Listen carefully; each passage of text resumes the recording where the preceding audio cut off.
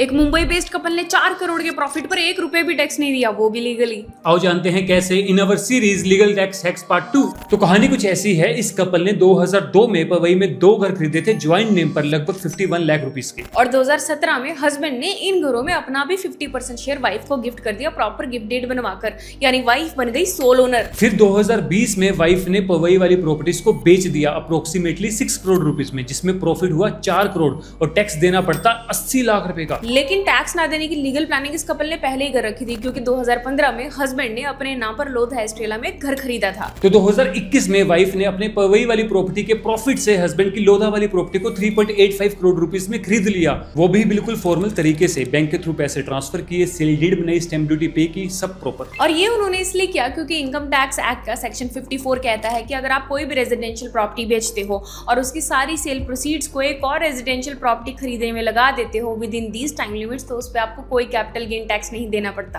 पर assessing officer ने पहले ये मना कर दिया, बोला तुम सिर्फ पैसे घुमा रहे हो, ये तो टैक्स इवेजन है। फिर वाइफ ने अपील की टैक्स कोर्ट में और सरप्राइजिंगली डिसीजन उसके फेवर में आया। उन्होंने कहा कि लॉ में कहीं भी ये रिस्ट्रिक्शन नहीं है कि स्पाउस से प्रॉपर्टी खरीदते वक्त आप सेक्शन 54 का बेनिफिट नहीं ले सकते। जब तक ट्रांजैक्शन जेन्युइन है, बैंकिंग ट्रेल क्लीन है, स्टैम्प ड्यूटी रजिस्ट्रेशन प्रॉपर्ली हुआ है, तो एग्जम्पशन मिलेगा ही। तो अगर आपको सेक्शन 54 की इजी गाइड चाहिए तो कमेंट करो 54, हम आपको लिंक भेज देंगे डीएम में।